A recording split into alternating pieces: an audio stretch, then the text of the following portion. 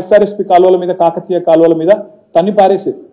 ఆనాడు రైతులు విద్యుత్ చౌర్యం చేస్తున్నారని చెప్పి మోటార్లు ఎత్తుకపోయి పోలీస్ స్టేషన్లలో పెట్టేది కాంగ్రెస్ ప్రభుత్వం.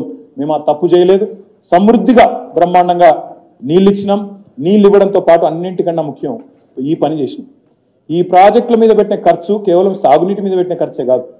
హైదరాబాద్ లాంటి మహానగరం రాబోయే 50 ఏళ్ల పాటు డోకా లేకుండా ఇటు సుంకిశాల నుంచి అటు గోదావరి నుంచి కృష్ణా నీళ్లు గోదావరి నీళ్లు బ్రహ్మాండమైన తాగునీరు హైదరాబాద్కు కానీ రాష్ట్రంలోని ప్రతి పట్టణానికి కానీ ప్రతి పల్లెకు కానీ వాటర్ సెక్యూరిటీ ఇచ్చిన ప్రభుత్వం తెలంగాణ ప్రభుత్వం. దానికి ఎట్లా వెలగడతారు మీరు?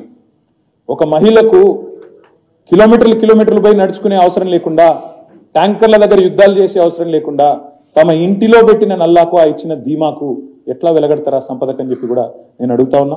ఇంకొక మాట కూడా మీకు చెప్పాలి. ఇక్కడ చెక్ డ్యాంలు మీ జీవితంలో నేను ఆలోచన చేయలేదు.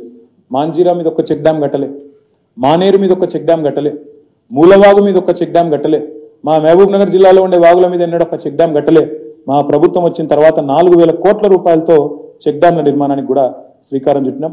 ఒక్క సాగునీటి మీద పెట్టిన ఖర్చు ఇది.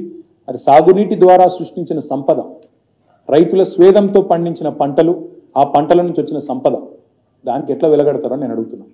దయచేసి ఆలోచించాలని చెప్పి కూడా రాష్ట్ర ప్రజలను నేను కోరుతాను. ప్రపంచంలోనే అతి పెద్ద లిఫ్ట్ ఇరిగేషన్ ప్రాజెక్ట్ కాళేశ్వరం.